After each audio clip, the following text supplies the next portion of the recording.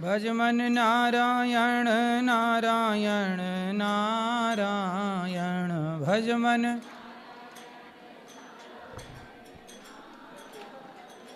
श्रीमन नारायण नारायण। बोलिए गौरी गोपाल भगवान की। स्वागत है आपका मंगलमयी प्रश्नोत्तरी में।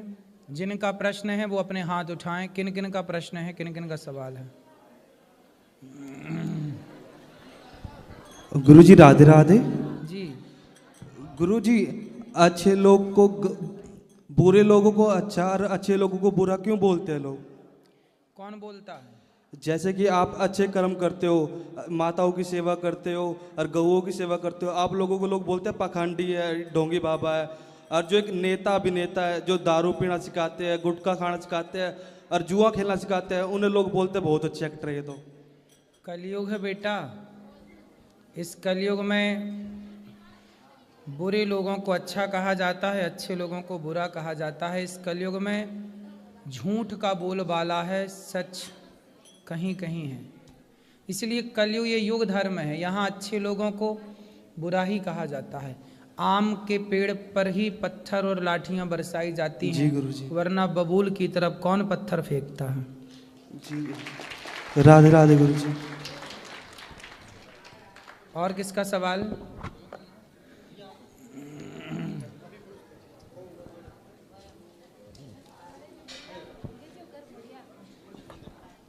जय श्री नारायण गुरुजी। जी। आपके चरणों में कोट कोट प्रणाम। गुरुजी, मेरा प्रश्न ये है कि सेवा भक्ति करते हैं तो दुख क्यों होता है ज़्यादा? दुख क्यों? क्यों जितनी सेवा करते हैं उतनी दुख ज़्यादा होता है? नहीं, ऐसा तो नहीं है। सेवा करने वालों को दुख कहाँ मिलता है। ठीक है, थोड़ा जीवन के किसी पहलू में दुख आ भी जाए, पर सदा दुख ना रहता। सदा ना रहा है, सदा ना रहेगा। ना सुख सदा रहा है, न दुख सदा रहा है। सुख दुख ना बेटा, दुख से घबराना नहीं चाहिए। आप लोग क्या करते हैं, दुख से घबरा जाते हैं। दुख और सुख ऐसे ही आते हैं जैसे दिन आता है फिर रात आती है, रात आती है फिर दिन आ जाता है। 12 घंटे का दिन है तो 12 घंटे की रात है। ऐसे ही यदि जीवन में सुख मिला है तो दुख भी मिलता है ना। तो दुख से घबराना क्यों? जब सुख आता है तब तो आप शिकायत नहीं करते कि हम बहुत सुखी हैं, हमें बहुत दिक्कत हो रही है, इतना सुख क्यों है? सुख से जब दिक्कत नहीं तो फिर थोड़े से दुख से दिक्कत क्यों? इसलिए दुख को भी सहर्ष स्वीकार करना चाहिए और दुख में मजबूत होना चाहिए। ठीक है। यदि हवा ना चले, यदि मौसम में बदलाव ना हो, जब बदलाव मौसम में आता है, तूफान, हवा, बारिश और फसल सारे चीज़ को सहन करती है, तब तो फिर वो किसान के घर फसल पहुंचती है। यदि वो बर्दाश्त ही ना करे, अब देखो सर्दियों में आप घर के अंदर रजाई के अंदर होते हैं, यस, लेकिन गेहूँ, चना, ये फसल सर्दी में ही होती हैं। ये पूरी सर्दी में बाहर वो सारी सर्दी को सहती हैं। यदि वो ना सहें तो उनके अंदर फिर वो ताकत कैसे आए जो ताकत उनके अंदर है? इसलिए तो सुख दुख सहना है ना, सहो। आपको सहन करना नहीं आता, इसलिए दुख परेशान करता है। आएगा तो दुख भी हंसते हंसते कट जाएगा।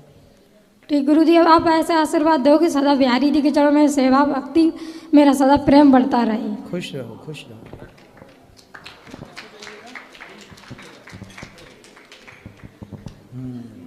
गुरुजी राधे राधे जी। गुरुजी, मेरा ये प्रश्न है कि मैं पर साल आई थी तो लड्डू गोपाल ले गए थे, तो मैं सत्यनारायण भगवान की कथा कराए थे, तो ठीक है ना?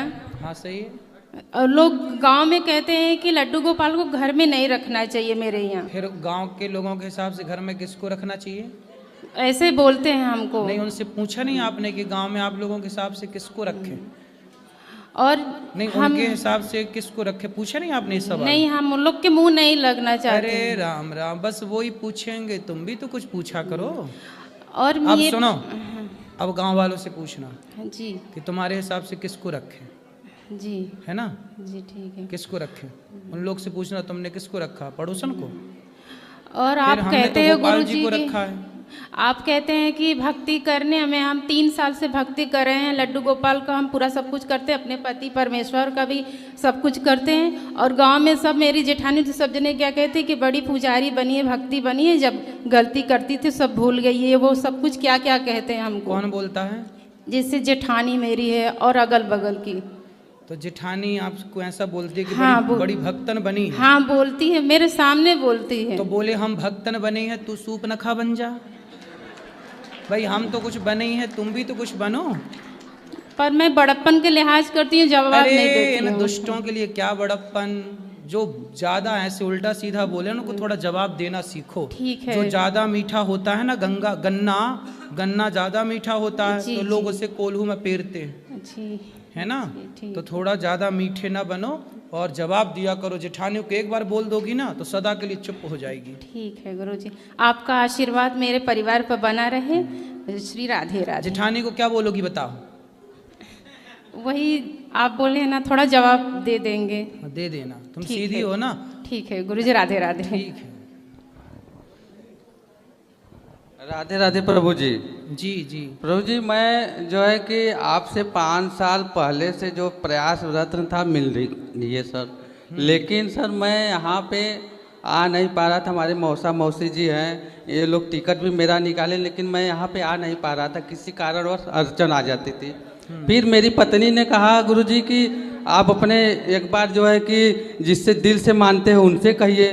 तो गुरु जी, मैं माता वैष्णो देवी का भक्त हूँ, मैं वहाँ पर जाता हूँ और मैं उनसे कहा मन से कि गुरु जो कि मैं एक बार वहाँ अनिरुद्धाचार्य जी का दर्शन करना चाहता हूँ। माता रानी अगर उचित हो तो हमें वहाँ पे भेजिए, नहीं तो फिर जैसा आप समझिए। गुरु जी 2 महीने सर हुआ और मेरे मौसा जी जो है कहें कि टिकट निकाल दिए हैं वृंदावन चलने के लिए, चलोगे ना। लेकिन गुरु जी मैं खुश नहीं हुआ, इसलिए कि मैं 3 बार नहीं आ पाया टिकट निकलवा कर गुरु जी। लेकिन सर इस बार अड़चन नहीं आया, और मैं जब गुरुजी यहाँ पे आया तो मैं कथा में बैठ नहीं पाया। उसके बाद गुरुजी मैं प्रश्न उत्तरी में आया, लेकिन मैं वहाँ पर भी आपका दर्शन नहीं हुआ। फिर गुरुजी मैं मायूस होकर जा रहा था, लेकिन अचानक सर जो बाहर हैं उन लोगों से पूछा, कहने गुरुजी चले गए कहीं। लेकिन सर 1 मिनट भी नहीं हुआ, आप सायरन बजा आप आ गए, और जो गेट पर खड़े हुए मैं सर गुरुजी आपका पैर पकड़ के लेट गया। इसमें गुरुजी मैं ये चाहता हूँ कि इसमें मेरे माता रानी का आशीर्वाद है कि मैं यहाँ पे आया हूँ, या ऐसे ही? माँ भगवती से कहा आपने तो माँ ने सुन ली आपकी पुकार। जी गुरुजी। और किसका सवाल? गुरुजी राधे राधे। जी गुरुजी मेरा सवाल था, अगर घर में कभी कोई अशुद्धि हो जाती है या किसी की मृत्यु हो जाती है तो उस समय भक्ति पूजा कर सकते हैं नहीं कर सकते हैं? पूजा ही क्यों बंद करनी है? जब घर में कोई दिक्कत जाती है तो लोग ये क्यों नहीं कहते कि क्या आप झूठ बोलना छोड़ दें? भाई घर में दिक्कत है छल करना छोड़ दें, भाई घर में दिक्कत है कपट करना छोड़ दें। बुरे काम कोई नहीं छोड़ता, जरा सा कुछ हुआ पूजा करना छोड़ देते हैं। क्यों ऐसा? आप बताओ क्यों ऐसा? अब ये शास्त्रों में है कि कहते हैं कि मतलब 10 दिन तक या 12 दिन तक घर में शुद्धि रहती है तो पूजा भक्ति नहीं कर सकते। नहीं, देखो पूजा मतलब क्या है? पूजा आप भगवान की मानसिक तो कर सकते हैं। जी मानसिक। भगवान का ध्यान तो मानसिक कर सकते हैं। जी गुरुजी। पूजा घर में उस समय जो भानेज हैं, छोटे बच्चे हैं, उनसे घर में भगवान की पूजा कराओ जी। पर आप लोग मानसिक जप करो, मानसिक ध्यान करो। जी। पूजा तो कभी नहीं छोड़नी चाहिए, शारीरिक ना हो पाए तो मानसिक। जी धन्यवाद गुरु। Hello hello. गुरुजी राधे राधे। जी गुरुजी मैया। मेरा सवाल है गुरुजी, यहाँ पर महिलाएं और पुरुष आपसे सवाल करते हैं, मेरा पति प्यार नहीं करता, मैं ये नहीं करता, तो गुरुजी ये सवाल गुरु से क्यों? अब उनको देखो समस्याएं हैं, उनको लगता है कि प्रश्न करेंगे तो शायद हमारा पति बगल में खड़ा है, हमारी पत्नी बगल में खड़ी है, शायद उसे समझाएंगे, गुरुजी हमारी पत्नी को समझा देंगे, गुरुजी हमारे पति को समझा देंगे, गुरुजी हमारे बेटे को समझा देंगे। तो वो इस भाव से सवाल करते हैं कि शायद ये समझा दें, हमारा गुरुजी हमारा पति शराब पीता है, शायद गुरुजी के समझाने से उसका शराब पीना बंद हो जाए और बहुत लोग शराब पीना बंद भी कर देते हैं। नहीं गुरुजी, तो मुझे ये- थोड़ा अजीब सा लगता है कि गुरु से जैसी बात करनी चाहिए गुरु से वैसी ही बात करो। ये गुरु से क्या बात करना, मेरी 4 शादी हो गई, 3 शादी हो गई, मेरा पति छोड़ गया, मुझे प्यार नहीं करता है, मुझे बहुत अजीब लगता है। मैं आपका प्रवचन डेली सुनती हूँ, मुझे अच्छा नहीं लगता है। मेरा बेटा कहता है कि क्या सुनती हो, महिलाएं कैसे कैसे सवाल करती हैं गुरुजी से, तुम इनको क्या सुनती हो? आप गुरुजी बताओ। ऐसा मैं है क्या- ना, देखो 98 लोग अच्छे सवाल करते हैं, केवल 2 लोग ऐसे होते हैं जो इस तरह के सवाल करते हैं। तो जो 98 लोग हैं हमें उनकी बात सुननी चाहिए, और 2 लोगों को जो हमें अच्छा नहीं लग रहा उससे आगे बढ़ा देना चाहिए। क्या है, जब आप भोजन की थाली रखती हो ना, तो भोजन की थाली में सब्जी भी होती है तो दाल भी होती है, और सब्जी दाल के अतिरिक्त चटनी भी होती है, और चटनी होने के साथ थोड़ा अचार भी होता है। जी जी। तो व्यक्ति को सब प्रकार का स्वाद अच्छा लगता है, थोड़ा एक लड्डू भी हो जाए, थोड़ा एक मीठा भी हो जाए, तो भाई सबके स्वाद से ही तो हमेशा ही अच्छा अच्छा ना होगा ना। मेरी माँ, पर हम यहाँ बैठे हैं तो कुछ बच्चे हैं, कुछ लोग हैं जो अच्छे सवाल करते हैं तो उसका अच्छा उत्तर भी होता है, कुछ लोग ऐसे सवाल करते हैं तो उसका उत्तर भी उसी तरह से हो जाता है। गुरुजी, मेरा मानना है कि भगवान के बारे में पूछो, अपनी समस्या ये क्या है कि ये मुझे नहीं अच्छा लगता। गुरुजी सही है, आपका कहना बिल्कुल सही है, पर धीरे धीरे जब लोग सवाल करना सीखेंगे, अभी तक तो क्या था ना कि आज तक बताइए क्या किसी को इस तरह माइक पकड़ के बोलने का कहीं मौका मिलता था? नहीं नहीं। तो ये मौका मिलता है, तो जब मौका मिलता है तो लोग सब तरह की बातें करना चाहते हैं।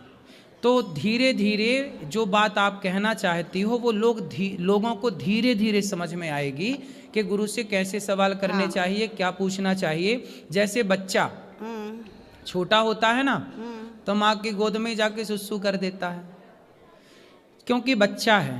अब ये छोटे छोटे बच्चे सवाल करते हैं, इन्हें पता ही नहीं होता ना कि सवाल कैसे करने हैं, लेकिन बेचारे शुरुआत तो कर रहे हैं। आज कुछ गलत पूछ रहे हैं तो कल सही भी पूछेंगे।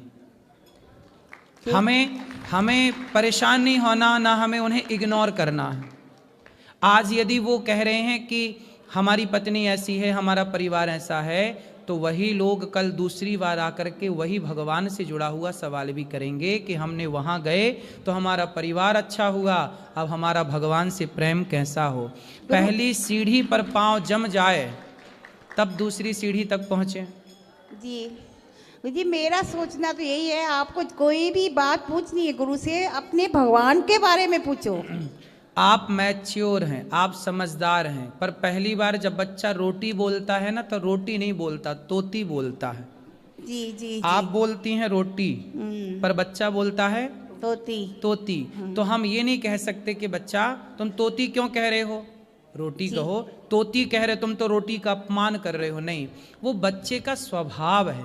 आज तोती कह रहा है ना, तो कल रोटी भी कहेगा। पर गुरुजी, मेरा यही कहना है, कोई भी आगे से मेरी सबसे प्रार्थना है कि गुरु से इस तरह की बातें ना करें। ठीक है, गुरु से करें, पूजा पाठ इस सब की बातें करें, इस तरह की बातें ना करें। सही है, गुरु है। सही है, सही है। राधे राधे गुरुजी। हेलो, राधे राधे गुरुजी। जी राधे राधे। गुरुजी, मैं लखनऊ से आया हूँ। हाँ, और मैं आपसे एक सुझाव मांग रहा हूँ। बताओ। कि हमारा पार्टनर जो है वो अपना धैर्य बहुत जल्दी खो देता है और बात बात पर गुस्सा करता है। उसको ये नहीं समझ में आता कि मैं क्या बात कहाँ पर किसके सामने कैसे कर रहा हूँ। कौन है पार्टनर वो आपका? अरे पार्टनर मतलब मेरी वाइफ। वाइफ क्यों? अब उन्हीं के साथ ज़्यादा प्रॉब्लम है, सभी को, हमारे घर में, पूरे परिवार को। वो आपकी वाइफ है कि पत्नी है? अरे दोनों एक ही बात है। अरे नहीं, एक बात नहीं। अच्छा, खैर आप ज्ञानी हैं, आपको मालूम होगा, हमारी समझ से एक ही बात है। वाइफ मतलब वो होती है, बीवी मतलब वो होती है जिसको आप भगा के लाते हैं। अच्छा। और पत्नी, धर्म पत्नी मतलब वो, इस पत्नी के आगे जुड़ा है धर्म शब्द। क्या तो जुड़ा है? धर्म पत्नी ही है। हाँ, जबकि वाइफ के आगे नहीं जुड़ता धर्म वाइफ, बीवी के आगे नहीं जुड़ता धर्म बीवी। ये ज्ञान आपसे प्राप्त मिसेस के हुआ। आगे नहीं जुड़ता धर्म मिसेस, जबकि पत्नी के आगे जुड़ता है धर्म, क्योंकि धर्म के अनुसार हमने उसका वर्ण किया है, इसलिए वो हमारी धर्म पत्नी है। जी हाँ। अब जो आपकी पत्नी, आपने शादी ब्याह धर्म से किया कि नहीं? धर्म से किया है, तो फिर सात वो पीढ़ों आपकी से। धर्म पत्नी है, फिर वो ठीक आपकी है। बीवी। यदि भगा के लाए होते आप तो बीवी होती। अच्छा ठीक है, तो धर्म पत्नी है, वो संतुष्ट नहीं होती हैं। कहाँ उनको- है वो? यहीं पर बैठी हुई हैं। बात कराओ। मैया, कहाँ इनकी धर्म पत्नी? देखो, वाइफ से आपको धर्म पत्नी तक पहुंचने का जो सफर है, यहाँ आओ पति परमेश्वर के पास खड़े होके। आप भी इस तरफ आओ, यहाँ आओ कुपचे में, यहाँ लाओ मैया को अंदर। आप भी अंदर आओ। हाँ हाँ, निकल आओ, यहीं से निकल आओ। देखो, खोल दे लाला वहीं से, इतना टाइम लगा। क्यों वेल्डिंग कर दी क्या? बंधी है रस्सी, डबल रस्सी। मैया जल्दी आओ।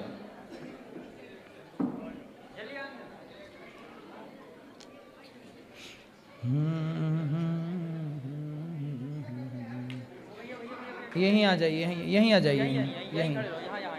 मैया आओ, जल्दी आओ मेरी माँ। कैसी हैं मैया आप?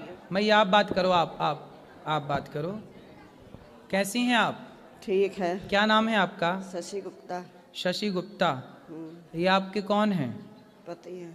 पति। तो आप इनसे बात नहीं करती? करते हैं, वो मेरी कोई बात नहीं मानते हैं। नहीं मानते? नो। तो आप काहे नहीं मानते इनकी बात? अब बुढ़ापे में तो मान लो कुछ बात अभी है। तक मारते हैं हमको, बहू है, दामाद है, मारते हैं।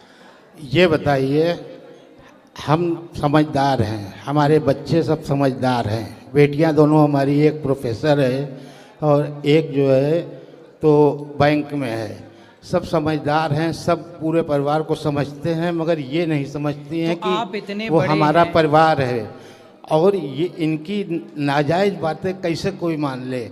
जायज़ बात तो हम मानते ही हैं, लेकिन अब ये कहें कि हम अभी खड़े हो जाओ, अब हमारे अभी मान लो तकलीफ़ है, हम नहीं खड़े हो पा रहे हैं, तो इनको पेशेंस रखना, धैर्य रखना चाहिए, बस ये क्रोधित हो जाएंगी। मैं आपकी बात से सहमत हूँ। आप बहुत पढ़े लिखे हैं, आपका परिवार, आपके बच्चे बड़े बड़े हैं, बहुएं बड़ी बड़ी हैं, समझदार हैं, नौकरी कर रही हैं।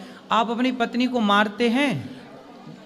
मारने का कारण यही है कि आदमी कब तक बर्दाश्त करेगा। एक सीमा होती है बर्दाश्त करने की, ठीक है, और वो सीमा ऐसी हो जाती है कि सीमा से भी पार हो जाता है, तब क्रोध आता है, और क्रोध में आदमी क्या कर सकता है ये तो आप भी समझते हैं। यहाँ तक कि आत्महत्या तक मैं करने की कोशिश कर चुका हूँ इन्हीं की वजह से। नहीं तो क्रोध इतना क्यों करना है? चलो, जब गलत बात होती है तो कैसे कोई न लड़के अब मुंह पर माँ है, माँ के मुंह पर तो बच्चे नहीं कह पाते हैं, लेकिन पीठ पीछे तो समझते हैं। मैं आपकी बात से सहमत हूँ, अभी मैं मैया को समझाऊंगा, पर मुझे आप आज ये वचन दे दो कि नारी पर तो हाथ नहीं ही उठाना चाहिए। मैं चाहता भी नहीं हूँ कि मैं किसी पर हाथ उठाऊँ, क्या नारी हो चाहे बच्चे हो। बच्चे हमारे बड़े हो गए, जब तक छोटे थे ना समझते तब तक मैंने उनको मारा। अब मैंने कभी बच्चों पर कभी हाथ नहीं उठाया, आज 20 साल से ज़्यादा हो गया है। बच्चों पे हाथ उठाना छोड़ दिया है तो पत्नी पे भी पत्नी पर भी नहीं उठाता हूँ, लेकिन वही है ना कि इतना क्रोध दिला देती हैं। जब आपको गुस्सा आए ना, हाँ, तो आप एक उंगली उठाओ, इसको ऐसे उठाओ, इसको यहाँ रखो, वो करता हूँ। हाँ, दिन भर में अगर ये 100 बार बोलेंगी तो मैं 80 बार 70 बार जो है चुप रहता हूँ। अच्छा, लेकिन 30 बार तो बोलना ही पड़ जाता है कि कैसे क्या करें। मैया बात करो। मैया काहे ऐसा बोलती हो कि ये देखो चुप नहीं रह पाते? आप ही चुप रह लो। आपसे क्या बताए, अब आप गुरु हैं, नहीं बता सकते हैं। फिर भी आप ना बोला करो। देखो, आप लोगों की इतनी उम्र हो गई, आप लड़कपन आपका बीत गया, जवानी आपकी बीत गई, अब आपका बुढ़ापा है। आपके बच्चे भी मेरे से बड़े हैं, मेरे से उम्र में बड़े होंगे, पोता भी आपका होगा। अब आप इतने बड़े हैं, समझदार हैं, इसलिए मैया आप एक मंत्र मेरा याद कर लो।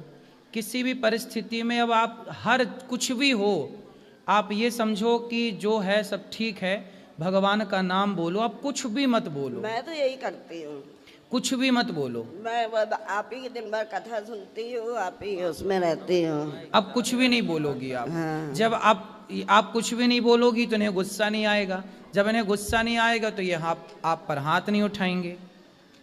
अरे कोई बात गुरुजी नहीं मानते, कोई बात हैं? कोई बात नहीं मानते। नहीं मानते? कोई बात नहीं तो मानते। कोई बात नहीं, ये तभी नहीं, मैं नहीं बोलती हूँ। ये नहीं मानते ना तो मत मानने दो। बहू का पक्ष लेंगे, बेटियों का पक्ष लेंगे, बस हम ही को मारे पीटेंगे, ये गलत बात है ना। अब ये कह रही हैं कि बहू का पक्ष लेते हैं, बेटी का पक्ष लेते हैं, क्या वो समझदार नहीं है? क्या वो ये नहीं जानते कि हमारी माँ सही है या गलत है? अरे भगवान, अब ये उम्र ये डिसाइड करने की नहीं है कि सही है कि गलत तो है। वो जब माँ सही ही होती है, माँ गलत नहीं होती। माँ क्या से गलत हो जाएगी? ऐसा कौन सा ये काम करती है? माँ तो सही होती है, लेकिन माँ का व्यवहार, जैसे आपके यहाँ पर इतनी माएँ आती हैं, तो कभी आपने माँ से ये नहीं पूछा कि आपने ऐसा व्यवहार क्यों किया जो आपको लड़कों ने निकाल दिया? कुछ माँ का व्यवहार भी तो गलत होता है। अच्छा, जिसकी वजह से बच्चे प्रताड़ित होकर निकाल देते हैं। माँ का व्यवहार कितना भी गलत हो, लेकिन बच्चों को ये अधिकार तो नहीं है कि वो अपनी माँ को लात मारें या थप्पड़ मारें। लात नहीं मारते, थप्पड़ नहीं मारते हैं, ये गलत है। उन्होंने कभी नहीं मारा, हमेशा इन्हीं को शांत किया है। जो गौरी गोपाल आश्रम में वृद्ध माएँ रहती हैं ना, जी, उनमें से कुछ माओ को बेटों ने लात मार के निकाला। हमारे यहाँ माना कि माता की भी कोई गलती होगी, लेकिन गलती इतनी तो नहीं होगी कि बेटा लात मारने लग जाए। लात नहीं मारता है, नहीं, मैं इनकी बात नहीं कर रहा हूँ। मैंने तो केवल एक उदाहरण दिया जी कि कितनी भी गलती हो, कितनी भी गलती हो माँ की, आप बाप हो ना जी, आप कितनी भी गलती करो, लेकिन बेटे का ये अधिकार नहीं है कि वो आपके गाल पे थप्पड़ मारे। अरे तो कुछ समय पहले तक बच्चों को इन्होंने ऐसा भड़का रखा था कि वो हम पर हाथ उठाने तक को तैयार थे, लेकिन अब वो समझदार हो गए। वो समझ गए कि पिताजी हमारे सही हैं, माताजी गलत हैं, इसलिए वो हमारा साथ देते हैं। ये उम्र ना, ये उम्र यहाँ ध्यान लगाने की नहीं है जहाँ आप मन लगा रहे हैं कि इन्होंने भड़काया, कि बेटे ने भड़काया। ये सब गलत फहमी आपने घुसा रखी है दिमाग में, ये केवल गलत फहमी है। इसीलिए तो आपसे सुझाव मांगा कि मैं क्या करूं। हाँ, अब हम जो बता रहे हैं वो करोगे जी। आप पत्नी से और पुत्र से दोनों से मन हटाओ और अपना मन केवल भगवान के चरणों में लगाओ, अपना भला चाहते हैं तो।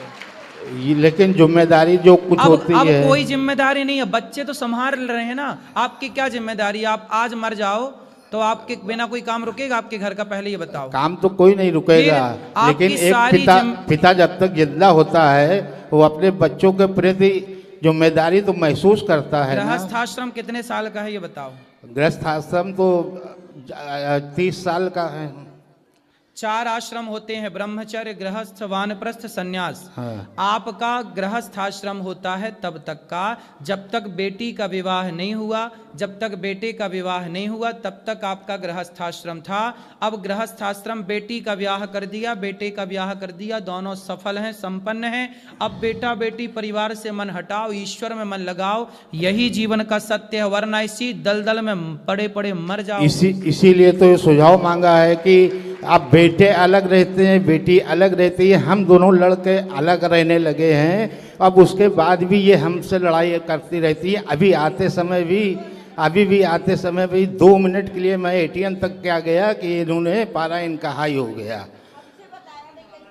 भाई आपने बताया नहीं, उन्हें लगा कि आपने कहा आप बाहर आओ, हम 2 सेकंड में आते हैं। सुनो, तो पेशेंट तो रखना चाहिए, 2 मिनट कहीं गए हैं, बात ठीक है, लेकिन अब हम कह रहे हैं कि आप अपना मन भगवान में लगाओ और तो चुप रहिए। पत्नी गुस्सा करती है, उससे देखो सारी जिंदगी आप ही गुस्सा किए ना, अब थोड़ा उन्हें भी गुस्सा कर लेने दो। आप उन्हें मार सकते हो, वो गुस्सा भी नहीं कर सकती आप पे।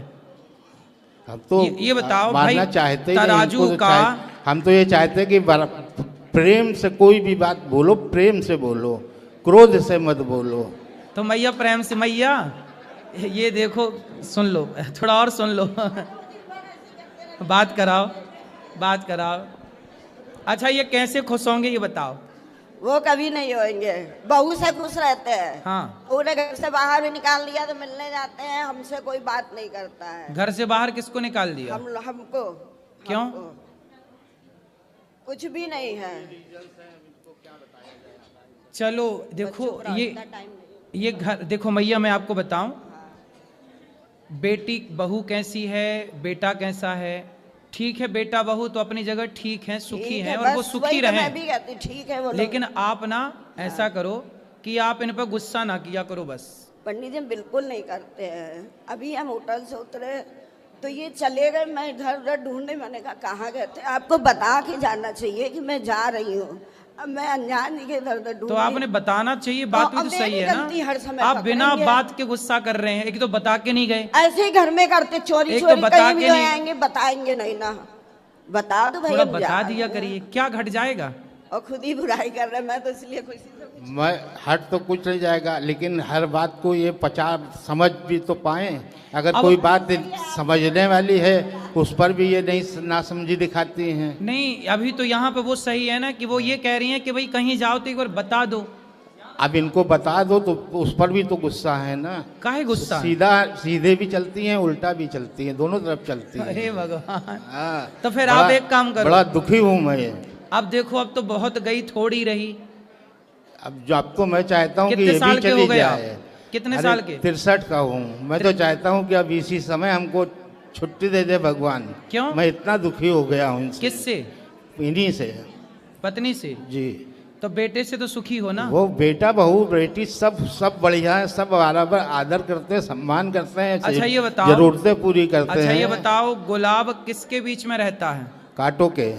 फिर भी महकता है कि नहीं? महकता है। हाँ, तो आप कांटों के बीच में रह के थोड़ा महक लो, जो बची जिंदगी है जी लो बिंदास। अरे तो वो तो कर ही रहे हैं। वो तो गई बहुत थोड़ी रही, अब आनंद से रहो, अब क्या लड़ना झगड़ना। वो तो करना ही है, लेकिन वही बताया ना कि एक बर्दाश्त की एक सीमा होती है। जब सीमा पार हो जाती है तब आदमी अपने आप को खत्म करने की ही सोचता है। खत्म। अब इस उम्र में मरना जाना, आत्महत्या ना करना, बड़ा पाप लगेगा, भूत प्रेत और बन जाओगे। क्या करे फिर आदमी? नहीं, भूत बनना है आपको। इतना दुखी होने पर तो यही आदमी सोचता कि चलो भूत बन के ही सही रहेगा। और अरे नहीं, भूत बनोगे मैया को फिर परेशान करोगे। तो तब समझ में आएगा ना। तो अभी नहीं समझ में आएगा, तब समझ में आएगा। तब समझ में आएगा, अभी समझ में नहीं आता। मतलब आप भूत बन के भी मैया को परेशान करोगे? क्या करेंगे? ये प्लानिंग है। अच्छा ये बताओ, मैया से आप प्यार करते हैं कि नहीं? प्यार करते हैं? प्यार तो बहुत करते हैं। इनकी सारी बातें अच्छी हैं। हाँ। इनका खाना बनाना, घर काम करना, काम करने में इनके बराबर कोई नहीं है। अच्छा, हमारे परिवार में। लेकिन सिर्फ इनकी जबान कड़वी है। अगर इनकी जबान मीठी हो जाए तो सब कुछ उत्तम हो जाए, सुंदर हो जाए। मैया बात करा मैया को। मैया आप इनसे प्यार करती हो? और किससे करेंगे? देखो मैया आपसे बहुत प्यार करती हैं और आप भी बहुत प्यार करते हो, तो प्यार से रह लो ना इस उम्र में। मैंने सुना है बुढ़ापे में बड़ा प्यार बढ़ता है, सही है ये बाहर प्यार करेंगे, घर में नहीं करेंगे। बाहर मतलब इधर उधर सबसे बोलेंगे, बात करेंगे, हमसे नहीं करेंगे, ये गलत बात है। वो ये कह रही हैं मैया कि आप बाहर तो सबसे प्यार से बात करते हो, हमसे प्यार से बात नहीं करते, सबको बांटो हमको डांटो। यही तो हमें गलत लगता है। हाँ, ये तो इनकी समझ की बात है, हम क्या कह सकते हैं अब इस बारे में। मैया के पास तो कोई ऑप्शन नहीं है। मैया तो कह रही सोच ऐसी ही है, तो क्या करें हम, शुरू से ही ऐसी सोच रही है। मैया ने तो कितनी बढ़िया बात कही कि इनसे प्यार नहीं करेंगे तो किससे करेंगे। मतलब मैया के पास तो प्यार करने का कोई आपके सिवा दूसरा ऑप्शन नहीं है। लेकिन आप हैं कि सब दोस्तों से भी प्यार की बातें करे आते हो, सबसे प्यार की बातें करते हो। दूसरा ऑप्शन यही है कि परिवार से तो प्यार करो। अरे परिवार को अब छोड़ो, अब तुम दोनों बुढ़ा बुढ़ी प्रेम से रहो। अब परिवार को छोड़ा, परिवार को काहे बीच में घुसा रहे हो? बेटा बेटी अपना खा रहे हैं ना, आपके बच्चे सुखी हैं ना। बच्चे सुखी पर हैं। बच्चे सुखी हैं तो तुम दोनों प्यार से सुखी रहो। अरे यही तो नहीं हो पा रहा, यही तो हम तो फिर आप चुप रहो, आप बिल्कुल चुप रहो। कोई बोलने दो मैया को, बोलने दो, खूब प्रेम से बोलने दो और अपना राम राम जपो, दिन भर भगवान की कथाएं सुनो और मन हटाओ। वही करते भजन लगा लेते हैं, आपके हेडफोन में लगा लेते हैं कि इनको सुनाई ना दे, क्योंकि अगर उसमें भी आवाज़ आती है तो उसमें भी इनको परेशानी होती है। दूरबीन लगाई है।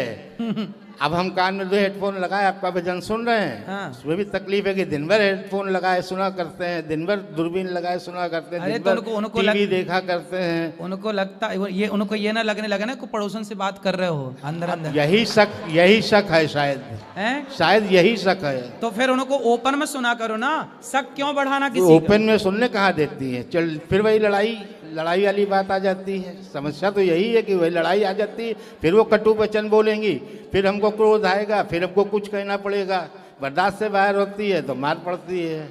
अब उसमें हम पापी हो जाते हैं। अब हमें बताओ कि हम क्या करें? अब आप हमें सुझाव दें, बस ये करें। हम सुझाव दे रहे हैं कि चुप रहो।